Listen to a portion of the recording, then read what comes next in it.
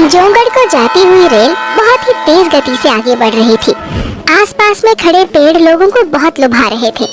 शाम तक लोगों ने सुहाने मौसम का मजा लिया, लेकिन जैसे ही आधी रात हुई तो बाहर से अजीब सी आवाजें आने लगी। कभी किसी के रोने की तो कभी किसी के हंसने की। लोग अजीबोगरीब आवाजों को सुनकर बहुत डर गए थे। अरे ये बाहर से कैसी आवाजें आ रही हैं? बड़ी ही डरावनी है। मैं पहले भी कई बार इस रास्ते से गया हूँ, लेकिन कभी ऐसी आवाज नहीं सुनी।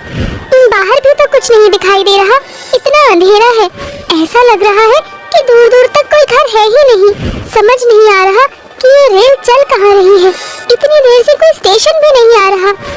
तभी पीछे वाली बोगी में लोगों के चिल्लाने की आवाज आती है। ये लोग इतना चिल्ला क्यों रहे हैं? क्या हुआ होगा? मुझे तो बहुत डर लग रहा है। अरे बहन जी, आप घबराइए मत, हम चलकर देखते हैं कि आखिर उधर लोग चिल्ला क्यों रहे हैं। हाँ भाई, तुम सही बोल रहे हो, हमें चलकर देखना चाहिए कि आखिर हुआ क्या है।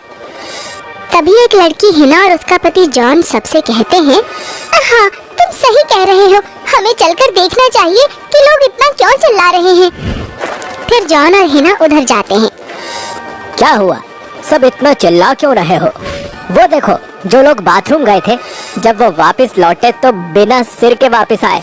पता नहीं किसने उनके सिरों को काट डाला, बस उनका धड़ चल रहा था।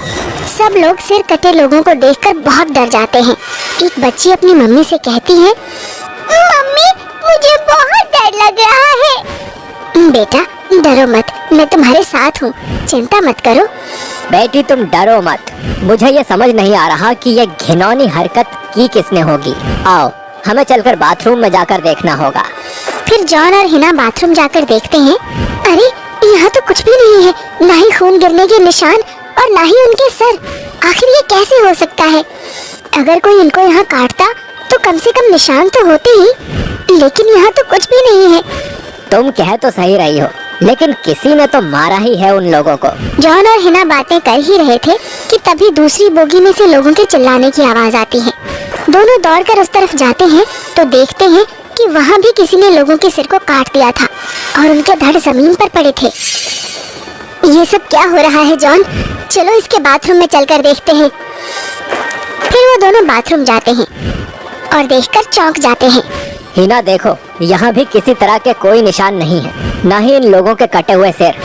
चलो चलकर ट्रेन के ड्राइवर के पास जाते हैं, उससे पूछा जाए कि आखिर ये चल क्या रहा है, आखिर ये ट्रेन किस ओर जा रही है, और कोई स्टेशन भी नहीं आ रहा है।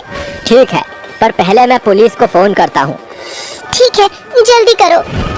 ओह शिट, फोन में तो नेटवर्क ही नहीं है। कोई बात नहीं, मैं अपने फोन से ट्राई करती हूँ। ओके, तुम ही करके देखो।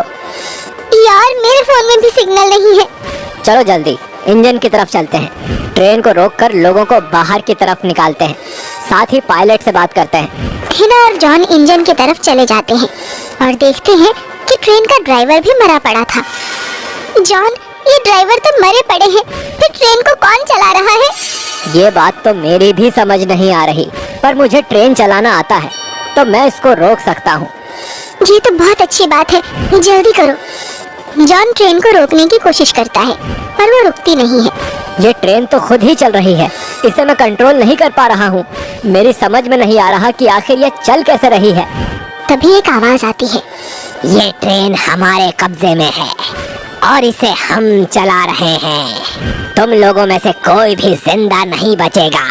तुम चुड़ैल जंगल में हो और ये ट्रेन इसी जंगल में घूम रही है और घूमती रहेगी। ये ट्रेन हमारे कब्जे में है, इसे हम चला रहे हैं। तुम लोगों में से कोई भी जिंदा नहीं बचेगा।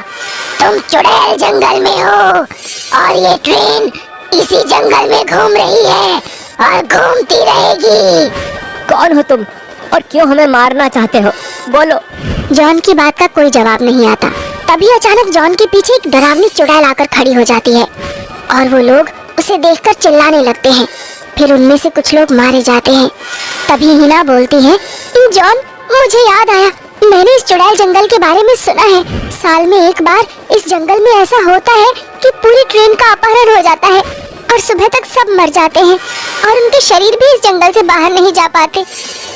हिना, हमको कुछ तो करना होगा, लोगों को ऐसे तो मरने नहीं दे सकते हैं।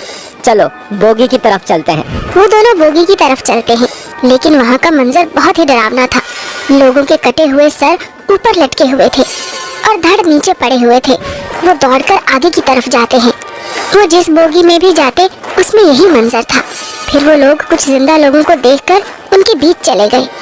चलो कम से कम कुछ लोग अभी भी जिंदा हैं। कुछ ही देर में वो लोग भी एक एक करके मर रहे थे। हिना, इनमें एक चीज कॉमन है। देखो, जो भी डर से चिल्ला रहा है वो ही मर रहा है। लोगों को कहो कि कोई चिल्लाए ना। अगर हम सुबह तक बिना चिल्लाए रह लिए तो ये हमारा कुछ नहीं बिगाड़ पाएगी। सुनो, कुछ भी हो जाए कोई चिल्लाए नहीं। ये चुड़ैल उसी को मार रही है जो चिल्ला रहा है। ऐसा सुनकर लोग चिल्लाना बंद कर देते हैं। उनको ऐसे शांत देखकर चुड़ैल उनके सामने आकर उनको डराने लगती है। कभी अपनी जीभ को लंबा करके जमीन पर पड़े खून को चाट रही थी, तो कभी एक हाथ में लोगों के सर और दूसरे में धड़ ले रही थी, जिससे वो चिल्लाई। ट्रेन की खिड़की पर बड़े डरावने चेहरे नजर आ रहे थे। फिर जिन लोगों के सर कट चुके थे, चुड़ैल उन्हें हवा में उड़ाने लगती है।